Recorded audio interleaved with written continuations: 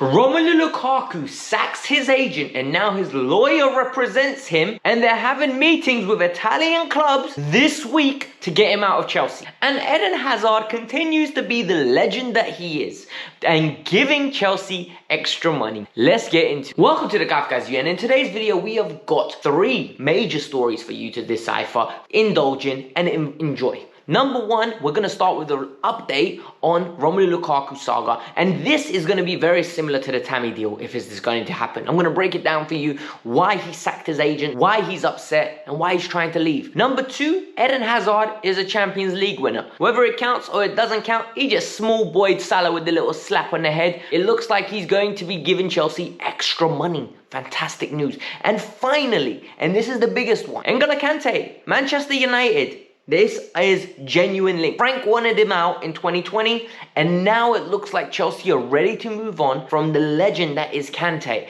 And Thomas Tuchel wants alternatives. So we're going to dive into that as well. Let's get into the video. I know you will enjoy. But before we get started, we've been growing at a rapid rate in this May, and I want to say thank you from the bottom of my heart because you lot make this possible.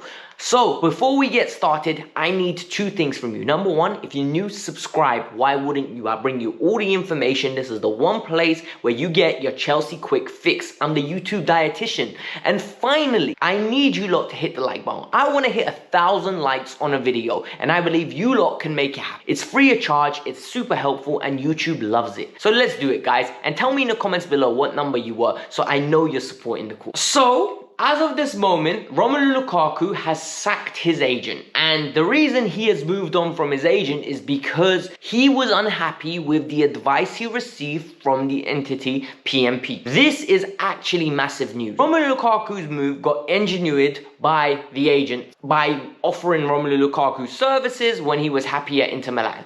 Rom never wanted to leave Inter Milan, and that's a fact. No one can persuade me otherwise. He loved it in Italy, he loved being the main man, and he loved winning titles in Serie A. So the fact that this move arose, Chelsea were offered, you can imagine he was influenced and advised, and this advice was not meant to be taken. You don't have to take it, but Rom took the plunge and jumped ship. Now, all of a sudden, his representation is his lawyer, and his lawyer will be in the country this week negotiating with Chelsea to understand the future of Romelu Lukaku and whether they can move him away. Reports are coming out. Romelu Lukaku is willing to take a massive wage cut to leave Chelsea Football Club. That is absolutely mind-boggling. The fact that he signed a 5-year deal and he's on the verge of leaving Chelsea and taking a wage cut, a massive deal, because Inter can't afford these wages. So how is this deal going to work? So this fee will be designed, in my opinion, the same way the Tammy Abraham to Roma move was done. A lot of people had a lot of false information and said, you know what? This move is done, £40 million, Tammy to Roma, Chelsea are getting paid big bucks. No. At this moment in time, technically, Tammy is still on loan from Chelsea. And there's an obligation of £40 million. So Roma paid an initial loan fee, and at the end of every season, they pay a loan fee. And then there's a big obligation at the end of the 2 years to go. And once he goes, there's a release clause where Chelsea can bring him back for a specific fee as long as the player wants. And I think this is going to be very similar to the Romelu Lukaku structured deal. Look, Italian clubs don't have abnormal amount of money just laying around. Inter are in a big financial difficulty. Their ownership is looking to sell and move on. And it's one of those situations where I believe they would take Romelu back, but at the right price. So this would have to be driven mainly by Romelu Lukaku. If Rom doesn't drive this, he ain't leaving. And if Inter aren't willing to negotiate and take the player on and then write an obligation to buy him, Chelsea aren't budging either. This is going to be a complicated move. There's a lot to do, and it's going to be one that drags on. So sit tight. Don't believe everything you read, but this, in my opinion, coming out from Gazzetta dello Sport, sources from the UK, is, in my opinion, a credible source. How can you not love Eden Hazard? Eden Hazard is a Chelsea legend. Eden Hazard is arguably the greatest ever player to wear a Chelsea t-shirt. He's arguably the greatest ever player to play at Stamford Bridge, and he is the GOAT, excluding Messi, of course, and Ronaldo. But for me, Eden Hazard going to Real Madrid was his dream. And since he's went there, that £89 million that Chelsea sold him for has gone nearly to 140 million.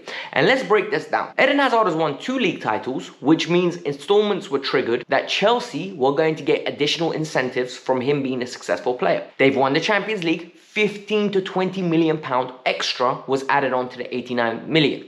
So this brings his all-round fee to around about 140 million. There are stupid numbers going around of 180, 190. I don't buy it, neither should you. I don't believe it's at that extent. Eden's career hasn't been great since he's got injured and had the metal plate in his ankle, but they've removed it now, and Eden is starting to look like the Eden of old. I really hope Eden can reignite his career. I really hope Eden has a good opportunity next year at Real Madrid to show what he's worth, because the guy's special, and trust me, these installments aren't hurting Chelsea. If anything, they're extending our transfer key. Love it. By the way, a quick 2-2s on the game yesterday. Real Madrid, Liverpool, fantastic game. Klopp, mate, you've won as many trophies as Chelsea have this season, and if anything, I think the Club World Cup and the Super Cup are better than the FA Cup and the League Cup. Judge me all you want. You have to qualify for our cup. You need to be Champions League winners to win those trophies. And those trophies, one of them gives you a star. Does your trophy do that? No, you didn't even beat us in the finals. You scored 0 goals and beat us on penalties. Winning on penalties, in my opinion, is not the same as winning the game in 90 minutes or winning it in extra time. So, Klopp came out, did his best spiel as always. Oh, Real Madrid had 1 shot on target. It's not the way to play football. Listen, you can't be complaining about Courtois doing his job. Sore loser. I hate that manager. I really don't like it. Can't wait until we beat them for a title. I really can't. And the final story of the day is one that I think a lot of you are going to be interested in, and we're going to break it down. I'm going to take a deep dive. N'Golo Kante. N'Golo Kante has been at Chelsea for a long time. When he was signed, we went on and won leagues, and we've dominated a good portion. He's won 2 league titles, a Champions League, 2 Europa Leagues, and all of a sudden he's become a pivotal anchor in our midfield. I think the time now has become where he's going to be leaving the club. He's got a year left on his deal. He's extremely injury prone. He played 22 games last year starting in the Premier League. And it was one of those things where it's becoming longer ranges out of time where he's not playing football. And more importantly, this is the big part, he's consistently getting injured when he returns. What do I think needs to be done? Manchester United want him. Chelsea are offering him for £50 million. And Manchester United now are balancing the books. Do they go for De Jong or do they go for an N'Golo Kante?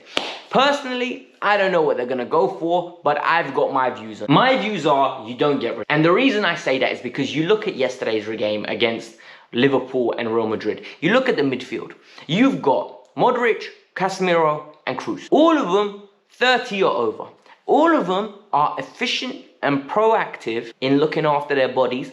But why are they not injury prone? Because there's options. There's Fede Valverde, there is Camavinga, and there's rotation. These players don't end up playing excessive amount of minutes, and they can look after their bodies in the appropriate and according way. Yet, you have N'Golo Kante at Chelsea being forced to play 3 games in 7 days. We need to sign cover, we need to rest him and use him for the big occasions. This man still is world class. We do not get rid of world class players, people. I'm sorry, a lot of you aren't going to like this, but I'm not selling him to Manchester United under no circumstances. Unless a stupid fee of 80, 90 million comes in, then I get it. But 50 million, just give him a new contract. You extend him by 2 more years. He's good enough to extend him by 2 more years. That's my personal opinion. But the Telegraph is reporting that Chelsea are extremely keen to move on from Kante, and part of the reason is because they want to reintegrate Conor Gallagher into the midfield and potentially explore a move for a Declan Rice. So if that is the case and Tuchel is in for it, I could see that happening because NG moves on, Conor Gallagher comes in and does the Declan Rice, the NG role, and then you actually bring in a Declan Rice at the heart of the defense, and you get 2 either side of him ballers. And for me, that is worrying because I don't like that balance in the midfield. One thing I loved about Real Madrid's midfield yesterday, you have 2 ballers in Modric and Kroos, and then Casemiro is adequate on the ball as well. You need to have dictators of play. Kante doesn't offer that, but I think what Kante offers is so unique that it's going to be very difficult to replace. A lot of people are going to disagree. I just want to hear your opinions. This is why this channel is here, for all of us to have opinions and have good discussions.